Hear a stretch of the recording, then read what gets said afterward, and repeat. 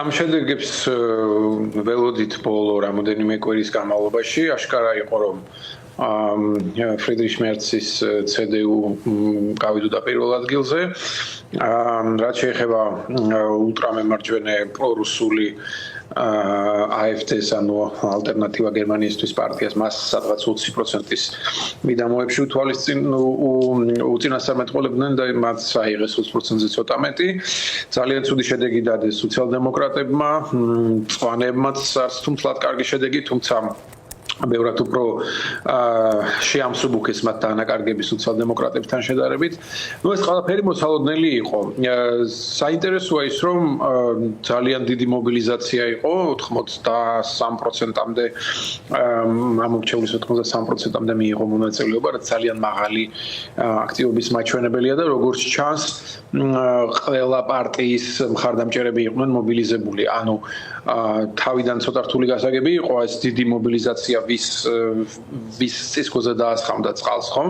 მაგრამ აღმოჩნდა, რომ საბოლოოდ იგივე შედეგები დაჯდა დაახლოებით, რასაც წინასწარ არჩევნების წინ გამოკითხვები აჩვენებდა. ანუ ეს ნიშნავს, რომ ყველა მხარე შეეცადა მაქსიმალურად გაეკეთებინა მობილიზაცია. ძირითადად მეინსტრიმული პარტიები და ამ შემთხვევაში CDU-ს გულისხმობ ცდილობდა, რომ და სხვა პარტიებს, სოციალ-დემოკრატების და მწვანეებიც, რომ დაერწმუნებინათ ამორჩეული, რომ ძალიან მნიშვნელოვანი არჩევნები იყო და აუცილებელი იყო AfD-ს ირგვლივ სანიტარული კორდონი ამოქმედებულიყო და შენარჩუნებულიყო.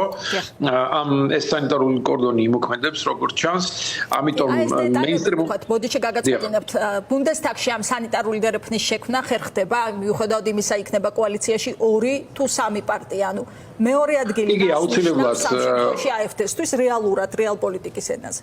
AfD არის ტოქსიკური ძალა, რომლის წარმატებაც თავის ფაქტორები აქვს, რა თქმა უნდა, და შეიძლება თუ გვექნება დრო ამაზეც ვისაუბრებთ, მაგრამ AfD-სთან კოალიციის შექმნას არავინ არ გულისხმობს, არავინ არ ფიქრობს. ფრიდრიხ მერცს ერთხელ ჰქონდა მცდელობა, რომ ემიგრაციაზე კანონის მიღებისთვის მოეპოვებინა მათი მხარდამჭერა და მიიღო ძალიან დიდი ეფექტი მოსახლეობის მობილიზაცია მისივე პარტიის წარმომადგენლების მხრიდან და მერცმა შემდეგ იმით ახსნა ეს, რომ ის ცდილობდა პირიქით გზააბნეული ამორჩეული, რომელიც AfD-სკენ მიდიოდა, გადმოეყვანა მის მხარეზე და ამით იყო სტრატეგიულად გადადგა მან ეს ნაბიჯი, რომ დაესუსტებინა AfD. არავინ არ AfD-სთან კოალიციას არ შეკრავს, მიუხედავად იმისა, თუ როგორაც არ ელოდნენ ამას რუსები და სხვათა შორის ილონ მასკიც, რომელმაც პირდაპირ მხარი დაუჭერა AfD-s ეხლამდე ლიდერს ალის ვაიდელს და მოითხოვა რამდენჯერმე განაცხადა, რომ სანიტარული კორდონი აღარ უნდა არსებობდეს. AfD-s გამარჯვების იმედი არავის არ ჰქონდა, მაგრამ ის რომ კარგ შედეგებს დადებდა ყველა მიცოდა და აქ თავარი იყო ამ სანიტარული დერეფნის, როგორც თქვენ უწოდეთ, შენარჩუნება. ეს დერეფანი შენარჩუნდება მომავალი 4 წლის განმავლობაში და კოალიციაში დიდი ალბათობით იქნება 2 პარტია. თავარი ძალა იქნება ქრისტიან-დემოკრატები, ანუ CDU, მისივე ბავარიულ მასთან ერთად CSU-სთან და პლუს სოციალ-დემოკრატიული პარტია, რომელიც იქნება ჯუნიორ პარტნიორი ამ კოალიციის. კოალიციას გერმანიაში იცით როგორ არის კოალიციაზე შეთანხმება ხანდახან ძალიან დიდი დრო მიაქვს ამას, იმიტომ რომ ისინი განიხილთელი პროგრამა არის ერთად ეხლა დასაჯდომი და შესათანხმებელი. იყო შემთხვევები, როდესაც 2000-იან წლებში ანგელა მერკელს 6 თვე დაჭირდა კოალიციაზე შეთანხმების მიღწევისათვის. წინა არჩევნებზე 3 თვე დაჭირდა. ეხლა მერცი აცხადებს, რომ საერთაშორისო სიტუაციიდან გამომდინარე და იქიდან გამომდინარე თუ რა ძიმებით არება დგას იგივე უკრაინის, იგივე ამერიკის და ტრანსატლანტიკურ ურთიერთობებში ეს შეთანხმება რაც შეიძლება მალე უნდა მოხდეს, მაგრამ ეს ზერელი შეთანხმებები არ არის. კოალიციები გერმანიაში იმიტომ არის სტაბილური, როგორც წესი, რომ ეს პარტიები სანამ კოალიციის შეთანხმებაზე ხელს მოაწერენ, ხედან ერთად კვირების განმავლობაში და ყველა პუნქტს ათანხმებენ. ბოლო შეთანხმება წინა კოალიციის შემთხვევაში, შუქნიშნის კოალიციის შემთხვევაში ათეულობით გვერდ ზუსტად არ მახსოვს, ალბათ 100 გვერდზე მეც მოიცავდა და ყველა პუნქტი იყო შეთანხმებული. ესევე იქნება ეხლაც. კი ბატონო, ბატონ თორნიკე, ტრანსატლანტიკურ ურთიერთობებზე გადავალ, თუმცა მანამდე მინდა კითხოთ, რა იყო ფაქტორები, რამაც განაპირობა შოლცის მარცხი? შოლცის მარცხი განაპირობა იმამ, რომ ის იყო საკმაოდ გადაუწყვეტელი, ბევრ თემებთან დაკავშირებით, მას საკმაოდ აკრიტიკებდნენ შიდა პოლიტიკურ თემებზე. ერთ-ერთი იყო ის, რომ იმიგრაციის მიმართ და ეს უკონტროლო იმიგრაციის მიმართ მან ვერ მიიღო გადამწყვეტი ნაბიჯები.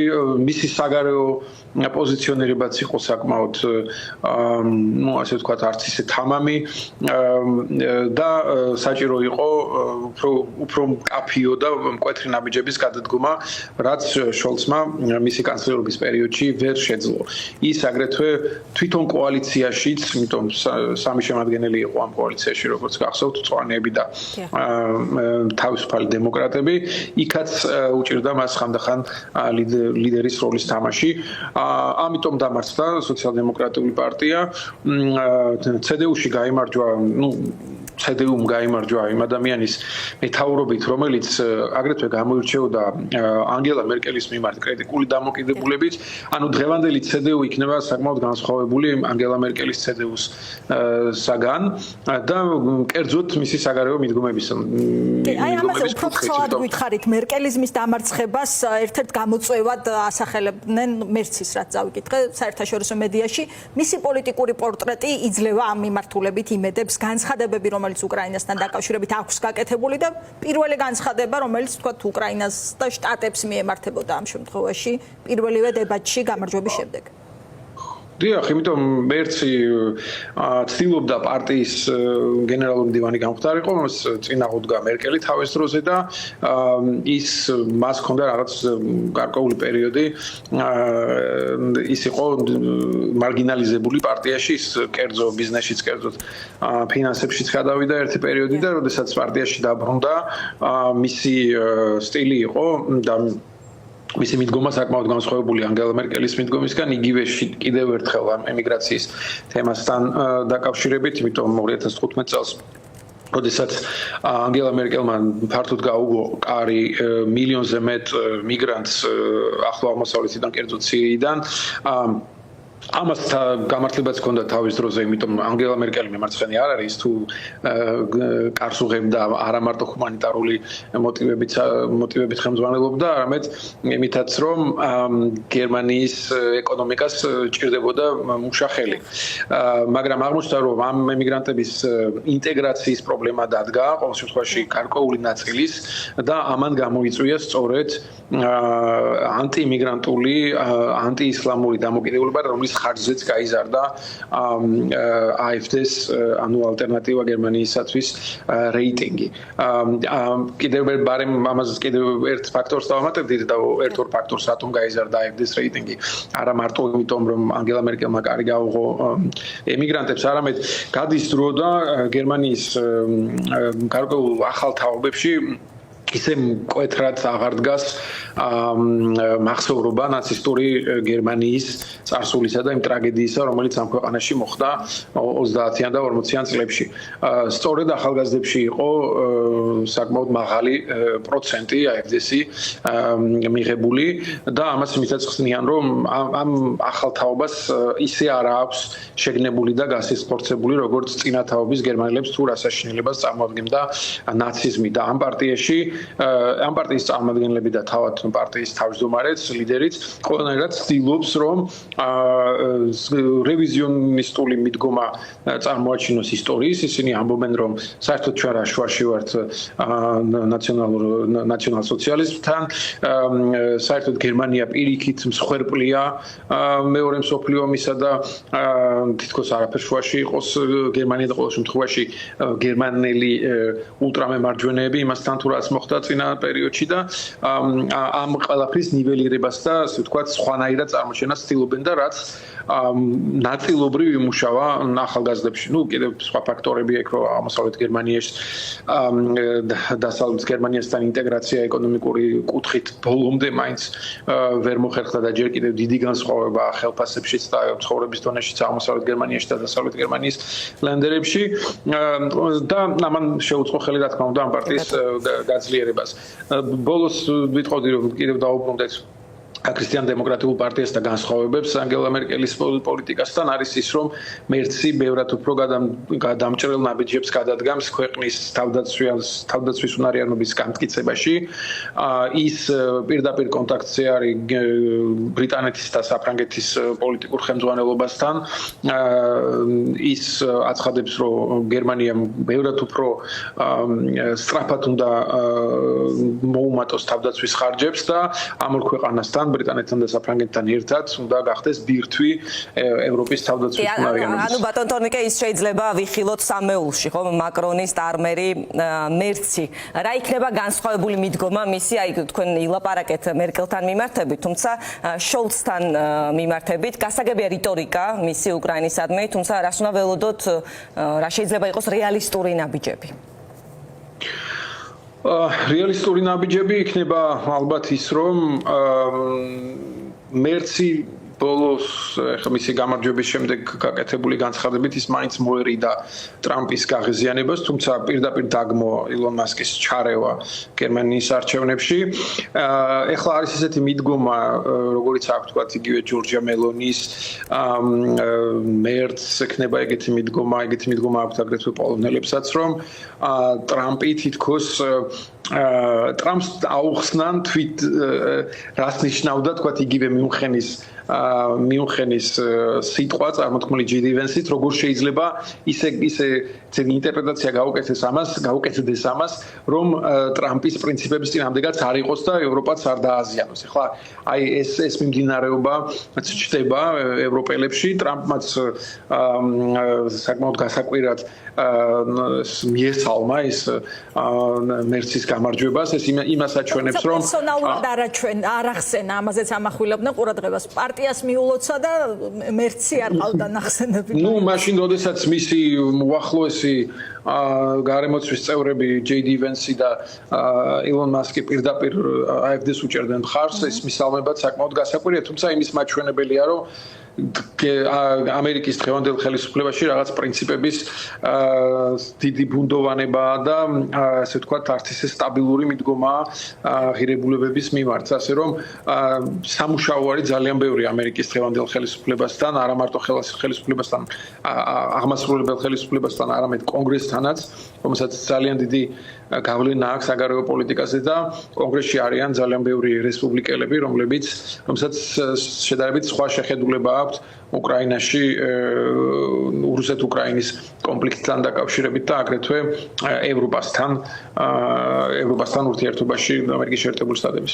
ისე ზოგადად ტრამპი ერთის მხრივ ამბობს, რომ ევროპამ თავის თავს უნდა მიხედოს, მეორეს მხრივ თქვათ, მერცს ნაკლებად გულშემატკივრობდა, ეს რით აიხსნება მაშინ? თუ რაღაც რუსეთთან დამოკიდებულებაში ელოდა სხვა ტიპის რიტორიკას, თქვენს თქვით, რომ ბუნდოვანია და წინააღმდეგობრივია ახალი ადმინისტრაციის განცხადებები, აქ რა ლოგიკის დაჭერა შეიძლება? ნუ ეხლა ყალიბდება შეიძლება ითქვას ტრამპმა რა თქმა უნდა იმას ჩვევია ეს რომ რაც შეიძლება რადიკალური მიდგომით დაიწყო და ნუ ეს მისი სტილია ესე იქცეოდა ის პირველი მანდატის დროსაც ეხლა კიდევ უფრო მეტად და ის ფიქრობს ამით საბოლოოდ გარკვეული წარმატების მიღწევას შეიძლება ის მაქსიმალისტური მოთხოვნები რომელიც მას აქვს ხოლმე დასაწყისში არ განხორციელდეს, მაგრამ თუ იმ მოთხოვნების ნახევარის თუ განხორციელდება, ეს იქნება უკვე დიდი წარმატება. მას ეგეთი მიდგომა აქვს ხოლმე, ეგეთი მიდგომა ჰქონდა კერძო ბიზნესშიც. ვნახოთ ეს გამართლებს თუ არა, თუმცა უკვე იმის ნიშნებით სახეზეა, რომ ევროპელმა ლიდერებმა აშკარად შეცვალეს მიდგომა. დღეს საფრანგეთის პრეზიდენტი არის ვაშინგტონში და ის შეხვდება დონალდ ტრამპს. მისი მხრიდან იქნება აქცენტი გაკეთება იმაზე, რომ გასაგებია ევროპას ექნება აუცილებლად ცდილობა რომ სტრატეგიული ავტონომია რომელსაც სხვადასხვა მაკრონი ამბობდა რამდენიმე წლის წინადაც ახლა ის მისი მხარდაჭერები აცხადებენ რომ აი ჩვენი პრეზიდენტი უკვე 2017-2018 წლებში ამბობდა რომ ევროპას უნდა კონდეს სტრატეგიული ავტონომია და მაშინ ბევრ ევროპელ ლიდერს ეს არ ესიამოვნებდა და ისინი ამბობდნენ რა საჭიროა სტრატეგიული ავტონომია როდესაც ჩვენ გვაქვს ნატო თქვა და ის აქვე იხსენებენ რომ ნატოზე ჯერ კიდევ როდის თქვა ემანუელ მაკრონმა რომ ნატოს რაღაც ტვინის გარდაცვალებაზე ქონდა მას ეგეთი მინიშნებაო და შემდეგ რა თქმა უნდა ისეთი რეაქცია მოყვა ამას ევროპის სხვა ქვეყნებში რომ საფრანგეთის პრეზიდენტმა შეარბილა ამ ხრივ განცხადება მაგრამ დღეს ისევ აქტუალური გახდა ესეთი აზრი რომ ევროპამ ამერიკის შეერთებული შტატების გარეშეც უნდა შეძლოს საკუთარი თავის დაცვა ამაზე იქნება საუბარი სადებაშიც იყო ეს ბოდიშს გიხდით ანუ ეს ტენდენციას აჩვენებს რომ შესაძლოა ახალი თავდაცვის სტრუქტურის შემუშავება დასჭირდეს ევროპას ნატოს შემცვლელად ეს თქვა პირველივე დებატში გუშინ და მაინტერესებს როგორ მივდივართ ნატოს სამიტის ბოლოსო ამას გვაჩვენებს მომავალი, იმიტომ ჯერჯერობით და მაინც მგონია რომ ამერიკის შეერთებული შტატები ნატოდან არ გავა, იმიტომ რომ ნატო ამერიკის შეერთებული შტატების გავლენის ერთ-ერთი ძალიან მნიშვნელოვანი იარაღია ევროპაში და საერთოდ მსოფლიოში, ამიტომ თავისი ნებით ნატოდან გასვლა ამერიკის შეერთებული შტატებისთვის იქნება საკმაოდ მოულოდნელი ნაბიჯი ჩემი აზრით. ისინი ამ ნაბიჯს არ გადადგამენ, თუმცა მაქსიმალურად შეეცდებიან ნატოდან მიიღონ ბენეფიტები თავად და ეს ბალანსი რაც არსებობს ნატოს შიგნით ევროპელებსა და ამერიკელებს შორის მაქსიმალურად მომგებიანი გახდეს ამერიკისთვის და ნაკლებად მომგებიანი ევროპის. რამდენს გაუძლებს ესეთი დაპირისპირება და ესეთი შიდა დაძაბულობა ვნახოთ, მაგრამ ევროპელები ფიქრობენ რომ ნატოს შიგნითაც შეიძლება, როდესაც საფრანგეთის პრეზიდენტი ლაპარაკობდა სტრატეგიულ ავტონომიაზე, ის არ გულისხმობდა ნატოდან გამოსვლას.